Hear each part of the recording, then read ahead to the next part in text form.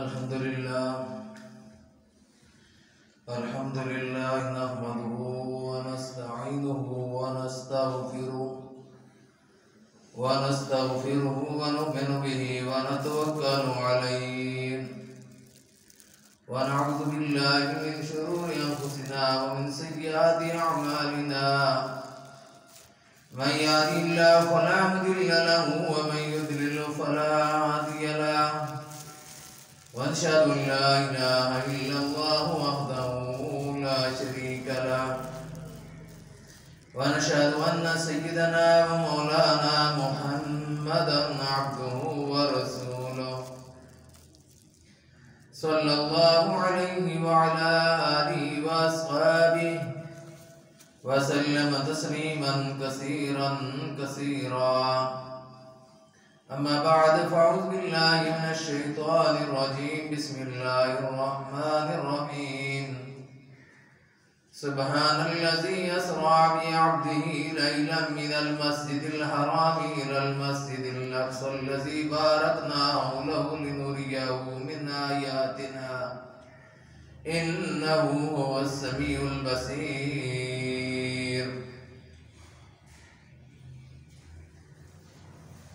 इन्नल्लाह व मलाइकतहु युसल्लूना अलन नबी या अय्युहल्लज़ीना आमनू सल्लु अलैहि व सल्लिमू तस्लीमा।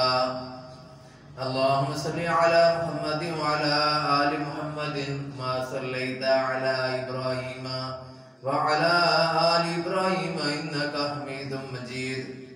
अल्लाहुम्मा बारिक अला मुहम्मदिन व अला आलि मुहम्मदिन कमा बारकता अला इब्राहीम व अला आलि इब्राहीम इन्नका हमीदुम मजीद।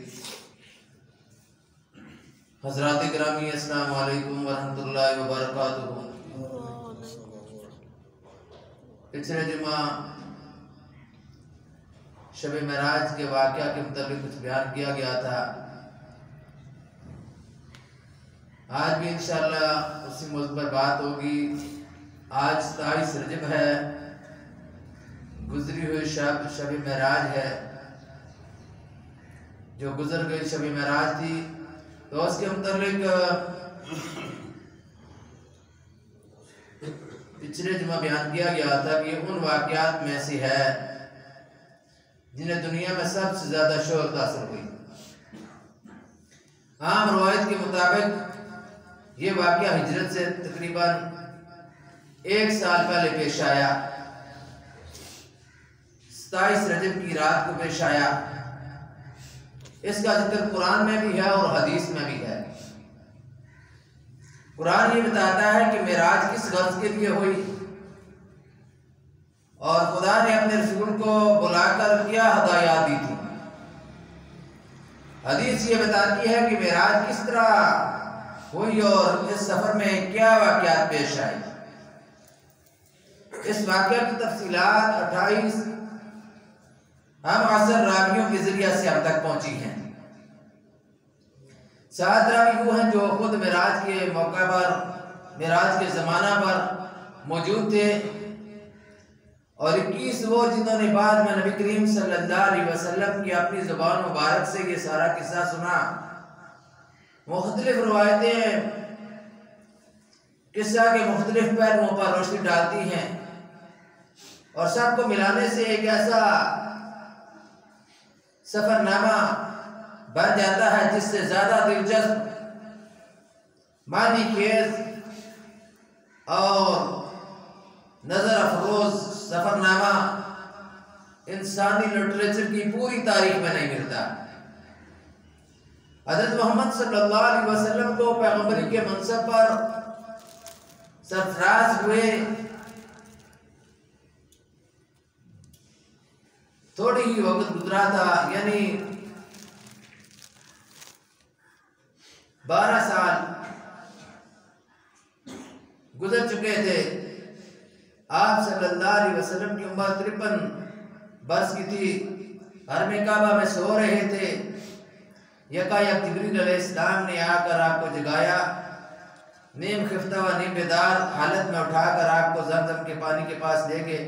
और ये वाक़या पिछले जुमा बयान किया गया था कि किस तरह करके वो पानी के पास ले गए। फिर आप सल्लल्लाहु अलैहि वसल्लम का सीना चाक किया और फिर उसके बाद जो सफर पेश आया बुराक का वो भी बयान किया गया था। आसमान पर जाने तक के हालात वाक़यात कुछ बयान किए गए थे, कुछ हालात वाक़यात अभी हम बयान करेंगे।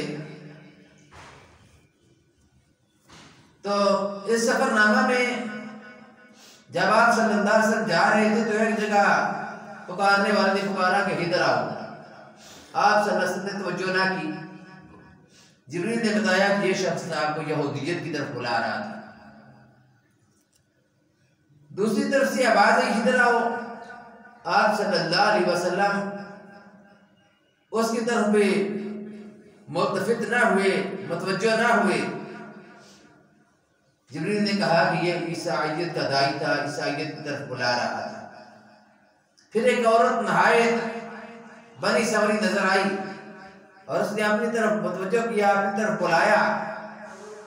आप सल्लल्लाहु अलैहि वसल्लम ने उससे भी नजर फेर ली। जिब्रील अलैहिस्सलाम ने कहा कि ये दुनिया थी। फिर एक बूढ़ी औरत सामने आई। जिब्रील अलैहिस्सलाम ने कहा कि दुनिया की उम्र का अंदाजा इसकी उम्र से कर लीजिए कि जिस तरह ये बूढ़ी औरत है, इतनी बूढ़ी है, इसी तरह करके दुनिया की भी यही उम्र है। फिर एक और शख्स मिला जिसने आपको अपनी तरफ मुतवज्जो करना चाहा, मगर आप सल्लल्लाहु अलैहि वसल्लम उसे भी छोड़कर आगे बढ़ गए। जिब्रील अलैहिस्सलाम ने कहा कि ये शैतान था जो आपको रास्ते से हटाना चाहता था। बैतुल मुक़द्दस पहुंचकर बुराक से उतर गए और उसी मुकाम पर उसे बांध दिया जहां पहले अंबिया अलैहिस्सलाम इसको बांधा करते थे। हैकल सुलेमानी में दाखिल हुए तो उन सब पैगंबरों को मौजूद बना पाया जो इब्तिदाई आफरीनिश से, यानी आदम अलैहिस्सलाम से लेकर आप सल्लल्लाहु अलैहि वसल्लम तक थे, उन सब को वहां पर मौजूद पाया। तो उन सब की इमामत कराई। आपकी पहुंच गई नमाज के लिए सफ़े बंद गई। आप सल्लल्लाहु अलैहि वसल्लम ने इमामत कराई और फिर आप सल्लल्लाहु अलैहि वसल्लम इमामुल अंबिया बन गए। क्या बन गए? नबियों के इमाम, इमामुल अंबिया, नबियों की इमामत की। जिब्रील ने आपका हाथ पकड़कर आपको आगे बढ़ाया नमाज के लिए कि आप नमाज पढ़ाएंगे। इतना बड़ा शर्फ आप सल्लल्लाहु अलैहि वसल्लम को मिला। और फिर जो पिछले जुमा बयान किया गया था कि इसके बाद पानी का एक बर्तन और दूसरे में दूध था आपके सामने पेश किया गया और तीसरे में शराब थी। आप सल्लल्लाहु अलैहि वसल्लम ने दूध वाले बर्तन को उठाया। जिब्रील अलैहिस्सलाम ने मुबारकबाद दी और आपको कहा कि आप फितर की राह पा गए। तो फिर इसके बाद जो सीढ़ी पेश की गई, मेराज के मैंने सीढ़ी के होते हैं, तो उस पर आप सल्लल्लाहु अलैहि वसल्लम इस आसमानी दुनिया पर गए तो आपका खैर मुकदम किया गया। फिर दूसरे पर, फिर तीसरे पर, चौथे पर, इस तरह करके आप सल्लल्लाहु अलैहि वसल्लम का मुख्तलिफ आसमानों पर मुख्तलिफ अंबिया अलैहिस्सलाम से भी मुलाकातें हुई। उनके मतलब पिछले जुमा बयान किया गया था। फिर आप सल्लल्लाहु अलैहि वसल्लम को तफसीली मुशाहिदा का मौका दिया गया। आप सल्लल्लाहु अलैहि वसल्लम ने एक जगह देखा कि कुछ लोग खेती काट रहे हैं, फसल काट रहे हैं और जितनी काटते हैं उतनी वो बढ़ती चली जाती है। आगे से काटते जाते हैं, पीछे से वो फिर तैयार है। तो ये कौन लोग हैं? हुजूर सल्लल्लाहु अलैहि वसल्लम ने पूछा जिब्रील अलैहिस्सलाम से, या जिब्रील मन हाउलाई, जिब्रील ये कौन लोग? कहा गया ये खुदा की राह में जिहाद फी सबिलिल्लाह करने वाले, कि इनके अवाल इस तरह बढ़ते हैं कि आगे से फसल काटी जा रही है, पीछे से फिर फसल बराबर है। फिर देखा कि कुछ लोग हैं जिनके सर पत्थरों से कुचले जा रहे हैं। पूछा गया ये कौन लोग हैं? और कैफियत कुछ इस तरह किया कि फरिश्ता जो पत्थर उसके सर पर मारता है, उस आदमी के सर पर उसका सर कुचल जाता है। फिर वो पत्थर उठाने के लिए जाता है, फिर सर सालम होता है, उस पर फिर वो पत्थर मारता है, फिर सर कुचल देता है। और ये कैफियत जारी है, ये सिलसिला जारी है। इस तरह के बेशुमार लोग हैं। एक आदमी की मिसाल दी गई है। पूछा गया या जिब्रील मन हाउलाई, जिब्रील ये कौन लोग हैं? तो कहा गया कि ये वो लोग हैं जिनकी सरगरानी उन्हें नमाज के लिए उठने ना देती थी, नमाज में कोताही करने वाले, 5 वक्त नमाज ना अदा करने वाले, कभी कभी अदा करने वाले भी इसी जुमरे में दाखिल हैं। सरगरानी की वजह से वो भी नमाज नहीं पढ़ते, बहुत ही महसूस होता है। कुछ और लोग देखे जिनके कपड़ों में आगे और पीछे पैमद लगे हुए थे और वो जानवरों की तरह घास चाह रहे हैं। पूछा गया या जिब्रील ये कौन लोग हैं? कहा गया ये वो लोग हैं जो अपने माल से ज़कात खैरात नहीं देते थे, मालदार थे, ज़कात नहीं देते थे, सदका खैरात नहीं देते थे, पैसे पर सांप बनकर बैठे हुए थे। तो इनका आशर ये हो रहा है कि आगे और पीछे कपड़ों पर क्या पैमद लगे हुए हैं और फिर जानवरों की तरह घास चाह रहे हैं। फिर एक और शख्स है, वो लकड़ियों का गट्ठा उसके पास, वो उसको उठाने की कोशिश करता है, उठा नहीं सकता। अब उसमें वो और लकड़ियां दे रहा है, और ज्यादा लकड़ियां, और ज्यादा बोझ तैयार कर रहा है, बजाय इसके कि उनको निकाले, हल्का करे। पूछा या जिब्रील ये कौन लोग हैं, ये कौन बेवकूफ आदमी है जो इस तरह की इज्जत कर रहा है? तो फरमाया गया कि वो आदमी है जिसके पास पहले ही जिम्मेदारियां बहुत सी हैं, बड़े होते से पहले इसके पास जिम्मेदारियां, इसके पास उनको तो पूरा नहीं कर रहा और जिम्मेदारियां ले रहा है, और जिम्मेदारियां ले रहा है। तो अमानतों और जिम्मेदारियों का इतना बोझ है कि उठा नहीं सकता। तो बेवकूफ़ी का ये आलम है कि उनको काम करने की बजाय उनको और ज्यादा कर रहा है। फिर देखा कि कुछ लोगों की ज़ुबानें और होंठ कैंचियों से कतरे जा रहे हैं, कैंचियों से कतरे जा रही हैं। पूछा गया जिब्रील अलैहिस्सलाम से ये कौन लोग हैं? तो उन्होंने कहा कि ये गैर जिम्मेदार मुकर्रर हैं जो बेतकल्लफ जुबान चलाते और फितना बर्पा करते थे, जिन्होंने अपनी तकरीरों और तहरीरों के जरिए एक दूसरे को काफिर कहा, मुसलमानों में फिरकावारियत फैलाई और ये कहा कि फलां के पीछे नमाज होती है, फलां के पीछे नमाज नहीं होती। उम्मत को टुकड़े टुकड़े किया, उम्मत को तकसीम किया। जो तो मसाइल हैं जिनकी वजह से नमाज नहीं होती वो तो नहीं बताए कि इनकी वजह से नमाज नहीं होती, लेकिन सिर्फ इस वजह से कि उनको टुकड़ों में तकसीम किया जाए उम्मत को, इसलिए यह काम किया। फिर देखा कि एक जगह एक पत्थर में जरा सा सुराख है और उस जरा से सुराख से एक बड़ा मोटा सा बैल निकल आया। फिर वो बैल उसी शिगाफ में, उसी सुराख में दाखिल होने की कोशिश करता है, वापस जाने की कोशिश करता है, मगर वो जा नहीं सकता। पूछा ये क्या मामला है? जिब्रील अलैहिस्सलाम से पूछा ये क्या मामला है? कहा गया ये उस शख्स की मिसाल है जो गैर जिम्मेदारी के साथ एक फितना अंगेज बात कर जाता है, फिर नादम होता है, शर्मिंदा होता है, लेकिन उस बात की तलाफी नहीं कर सकता। मुंह से निकली हुई बात वापस तो नहीं जा सकती। एक और मुकाम पर देखा कि कुछ लोग हैं वो अपना गोश्त काट काट कर खा रहे हैं, गोश्त अपना है काट काट कर खा रही है। पूछा गया जिब्रील ये कौन लोग हैं? कहा गया ये दूसरों पर जुबाने तान दराज करने वाले, बेजा ताने, बेजा टोकना, बेजा बगैर किसी मकसद के, मकसद ही इनका ये है कि दूसरों की इज्जत पर हमला करना। उन्हीं के करीब कुछ और लोग थे जिनके नाखून तांबे के थे और वो अपने मुंह और सीने नोच रहे थे। पूछा ये कौन है? कहा गया ये वो लोग हैं जो लोगों की पीठ के पीछे उनकी बुराइयां करते और उनकी इज्जत पर हमले करते थे। लोगों की पीठ के पीछे उनकी बुराइयां करते, उनकी इज्जत पर हमले करते थे। कुछ और लोग देखे कि जिनके होंठ ऊंटों की तरह, ऊंटों के मशाबे थे और वो आग खा रही। पूछा गया या जिब्रील मन हाउला, जिब्रील ये कौन लोग हैं? कहा गया ये यतीमों का माल हजम करने वाले लोग, यतीमों का माल खाने वाले, चाहे वो उनके चचा हों, चाहे उनके वो मामू हों या उनके दूसरे मुखालिफ लोग हों या अजीज रिश्तेदार हों। यतीम होने की वजह से कि ये फिर बड़ा हो जाएगा, इसलिए जल्दी जल्दी इसकी जायदाद, इसकी जमीन अपने नाम लगवा लें, इसका पैसा जो जमा है अपने नाम लगवा लें। वो तो छोटा बच्चा, उसको क्या पता, तो इसलिए उसके बड़े होने से पहले पहले ये सारा काम समेट लिया जाए। फिर देखा कि कुछ लोग हैं जिनके पेट में इंतहा बड़े हैं, मटकों की तरह पेट है, बड़े बड़े, और सांपों से भरे हुए हैं। आने जाने वाले लोग उनको रोंते हुए गुजर जाते हैं। आले फिरौन को जब अजाब के लिए जहन्नम की तरफ ले जाया जाता है तो वो भी इनको रोंते हुए चले जा रहे हैं, और ये अपनी जगह से टास से मास नहीं होते, हिल नहीं सकते। पूछा गया ये कौन लोग हैं?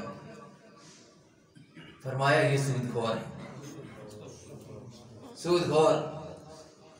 एक और मुकाम पर देखा कि खून का दरिया है, उसमें एक आदमी है, वो बाहर निकलने की कोशिश करता है। बाहर किनारे पर एक आदमी खड़ा है, वो उसको पत्थर मारता, फिर उसी मुकाम पर ले जाता है दरमियान में, कि खून के दरमियान में ही रहो। पूछा गया ये कौन है? कहा गया ये भी सूदखोर है, ये भी सूदखोर है। बड़े मजे के साथ लोग सूद खा रहे हैं, बैठ कर खा रहे हैं, लाखों जमा कराए, महीने के बाद जाकर ले आए इकट्ठे, ये महीने का खर्चा निकल आएगा। सूद मामूली चीज नहीं है। अल्लाह ने फरमाया है कि सूद के क्या चीज है, या अय्युहल्लज़ीना आमनू, ऐ लोगों जो ईमान लाए हो, सूद के करीब तक न जाओ। और ये भी फरमाया कि ईमान क्या करते हैं, वो अल्लाह के रास्ते में माल खर्च करते हैं। और ये यहूदियों का कारोबार था, बड़ा सूदी कारोबार था उस वक्त भी, और आज भी यहूदी सूदी कारोबार कर रहे हैं, और मुसलमान भी बदकिस्मती के साथ उसमें शामिल हैं। तो चाहिए क्या? सूद को छोड़ दिया जाए। नहीं छोड़ेंगे तो यही शुरू होगा जो इस हदीस में बयान किया गया है। और ये नबी करीम सल्लल्लाहु अलैहि वसल्लम ने अपनी आंखों से मुशाहिदा किया है। फिर कुछ और लोग नजर आए, उनके एक जानिब नफीस, चिकना, अच्छा गोश्त, बेहतरीन किस्म का गोश्त रखा गया था, दूसरी जानब गला सड़ा बदबूदार गोश्त था जिससे सख्त ताफन और बदबू आ रही थी। वो अच्छा गोश्त छोड़कर गला सड़ा और बदबूदार गोश्त खा रही है। पूछा ये कौन लोग हैं? कहा गया ये वो मर्द और औरतें हैं जिन्होंने हलाल बीवियों और हलाल शोहरों के होते हुए हराम से अपनी ख्वाहिश नफ्स पूरी की। फिर देखा कि कुछ औरतें अपनी छातियों के बल लटक रही हैं। पूछा ये कौन है? उनकी छातियों के जैसे बंधा गया है कुंडे लगाकर, और वो उधर लटक रही हैं। पूछा ये कौन है? कहा गया ये वो औरतें हैं जिन्होंने अपने शोहरों के साथ ऐसे बच्चे मर दिए जो उनके ना थे। बच्चा किसी और का है तो अपने शोहर के नाम कर दिया कि ये इसका बच्चा है। और ये भी देखा कि कुछ लोग हैं जिस्म इंसानों वाले हैं, चेहरे सूरों की तरह है, सूर की तरह चेहरा है। पूछा गया ये कौन है? फरमाया जिब्रील अलैहिस्सलाम ने कि ये वो लोग हैं जो झूठी गवाहियां देते हैं, झूठी शहादतें देने वाले। चले जाते हैं ना जल्दी जल्दी तैयार होकर दुनिया के लिए। नबी करीम सल्लल्लाहु अलैहि वसल्लम ने फरमाया है मिन शर्रि नासी मंजिलतन यौमल क़ियामति अब्दुन अज़ब आखिरतहु बिदुनिया गैरिही। क़यामत के दिन अल्लाह के नजदीक बदतरीन मखलूक वो आदमी होगा जो दूसरे की दुनिया बनाने की खातिर अपनी आखिरत को बर्बाद कर देगा। अपनी आखिरत बर्बाद हो गई, शहादत दी दूसरे की नजर का तारा बनने के लिए, अच्छा बनने के लिए झूठी शहादत दे दी, अपना बेड़ा गर्क कर दिया। ये उसका असर है कि चेहरे सूरों की तरह। कुछ लोगों को देखा कि